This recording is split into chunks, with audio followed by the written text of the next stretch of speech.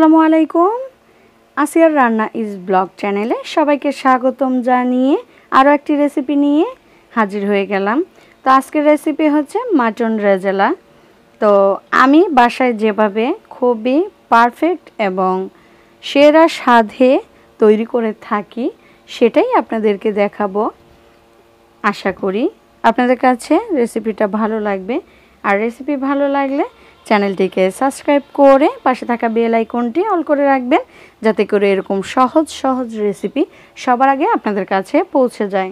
তা আমি যেভাবে বাসায় খুবই সহজভাবে তৈরি করেছি রেজালাটা, সেটাই আপনাদের সাথে শেয়ার করব। কথা না বাড়িয়ে মূল ভিডিওতে চলে যাই। 750 গ্রাম চর্বিযুক্ত খাসির মাংস নিয়েছি। মাংসটাকে রেগুলার সাইজ করে খুব ভালোভাবে ধুয়ে পরিষ্কার করে পানিটা ঝরিয়ে নিয়েছি।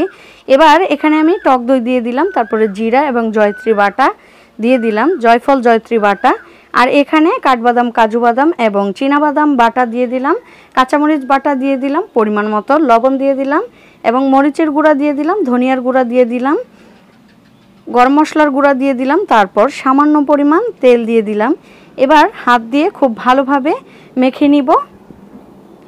তারপর দিয়ে দিব 1 মুঠো মানে 1 কাপের 4 ভাগের 1 ভাগ পেঁয়াজ বেরেস্তা দিয়ে দিব। দেওয়ার পর আবারও খুব ভালোভাবে হাত দিয়ে মাখিয়ে নিব। মাখিয়ে নেওয়ার পর রেস্টে রেখে দিব আধ ঘন্টার মতো। তারপর এখানে আমি পরিমাণ মতো তেল দিয়ে দিয়েছি। তারপর হাফ কাপ পেঁয়াজ আমি আবারও বেরেস্তা করে নিব, মানে বাদামি রং করে নিব। আর 2টো তেজপাতা দিয়ে দিয়েছি। তো আমার পেঁয়াজগুলো কিন্তু বাদামি রং হয়ে গেছে। এবার আমি ম্যারিনেট করে রাখা মাংসগুলো এখানে ঢেলে দিব। তারপর বাটিটা ধুয়ে অল্প পরিমাণে পানি দিয়ে দিব। এখানে আর 1 ফোঁটা পানিও ব্যবহার করব না। এই পুরো রান্নাটা এই যেই পানিটা উঠবে মাংস থেকে ওটাতেই করে নিব। তারপর আমি এখানে পরিমাণ মতো দুধ দিয়ে আরও 10 থেকে 15 মিনিটের মতো রান্না করে নিব। এবার পুরোপুরি বলক আসা পর্যন্ত চুলার আঁচটা আমি হাই হিটে রেখেছি। তো পুরো বলক চলে আসছে, পাশাপাশি অলরেডি অনেক পানি ওঠা শুরু করেছে। এবার চুলার আঁচটা কমিয়ে দিয়ে এই পানিতেই আমি মাংসটাকে সিদ্ধ করে নিব। সাথে একদম উপরে তেল ওঠা পর্যন্ত অপেক্ষা করব। তার আগে টেস্টের জন্য আমি এখানে অল্প কিছু চিনি অ্যাড করে দিব।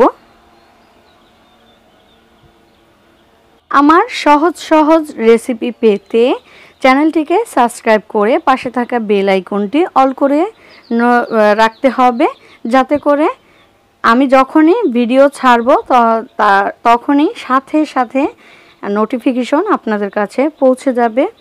তো এদিকে আমার মাংসটা কষে খুব ভালোভাবে উপরে তেল উঠে গেছে। এই পর্যায়ে আমি এখানে লিকুইড দুধ দিয়ে দিচ্ছি। এখানে 1 কাপের উপরে মানে 1.5 কাপের মতো আমি দুধটা দিয়েছি। আর দুধটা আগে থেকেই জাল করা ছিল। দুধটা দেওয়ার পর এবার আমি পুরোপুরি বলক আসার জন্য অপেক্ষায় থাকব। পুরোপুরি বলক এসে গেলে আমি 10 মিনিটের জন্য চুলার হিট মিডিয়ামে রেখে তারপর রান্না করে নিব। আমার এই রেসিপি ফলো করে মাটন রেজালা বাসায় একবার হলেও ট্রাই করবেন, আশা করি ভালো লাগবে। আজকের মতো এ পর্যন্তই। সবাই ভালো থাকবেন, সুস্থ থাকবেন। আল্লাহ হাফেজ।